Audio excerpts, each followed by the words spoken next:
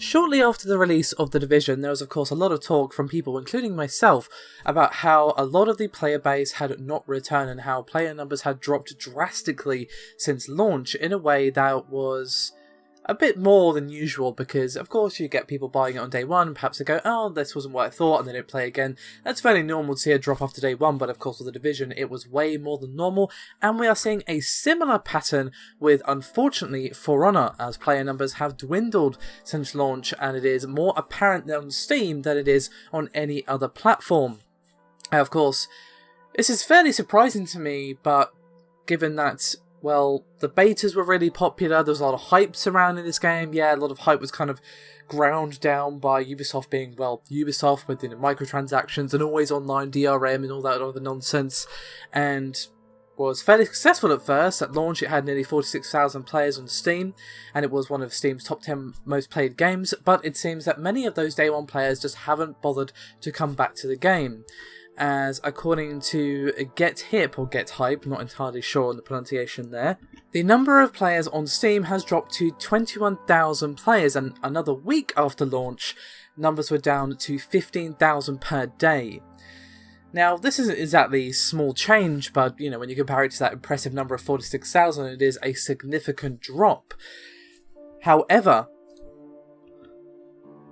it does still have a fairly impressive amount of players, as according to Steam charts, the current players are 13,637.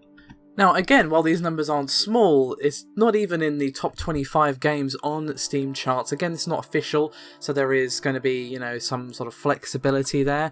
But we don't even have it in the top 20, as I said. And it is even being beaten by other Ubisoft titles like Rainbow Six Siege, for example. And is being beaten by, well, Euro Truck Simulator 2, for example. And of course, against the numbers of, say, like Team Fortress 2, or even giants like Dota 2, its numbers are, again, fairly small.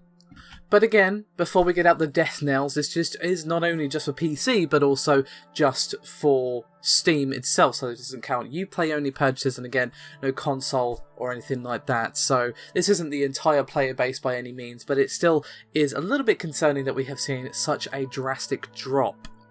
And again, according to Get Hype, which I'm hoping is the pronunciation again, the downward trend is not dissimilar to that we saw with The Division after it launched. Now, there are numerous issues that you could kind of lay blame at the feet of here. Some of them you could say, well, the server issues and the always online DRM and all these other problems and the microtransactions and so on. That probably has something to do with it, but it might just be, to be honest, the game's complexity, because it is very much like a fighting game in that button mashing is only going to get you so far, and the game is actually got a lot of complexity under the hood.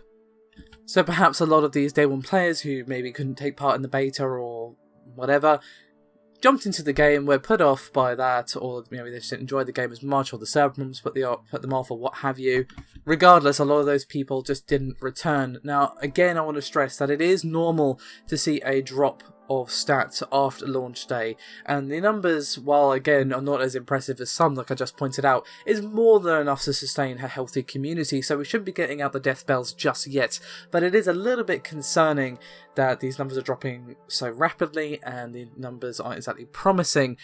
Now, the same reports from Get Hype is also predicting that For Honor is going to lose 90% of its players on Steam at the end of the second month after launch, just like we saw with The Division, and of course, we saw a sort of rapid downward spiral with The Division until, of course, it finally released that Survival DLC that very much improved the game, and it has very much bounced back. So even if this is going to be happening again with For Honor, it's not necessarily rip in pieces, that's it. They could of course bring it back with updates and so on, but it's still not brilliant, to be honest, especially given how much hype was behind this game. I in fact was quite looking forward to the game, but to be honest, a lot of the hype just was kind of vanished away by Ubisoft themselves, and the beta didn't really do much to assuage my concerns, so I haven't actually played it yet, to be honest. I've been very much enjoying other games instead, such as, for example, Horizon Zero Dawn. So, given how many games are coming out recently, like Horizon, Zelda, and so on,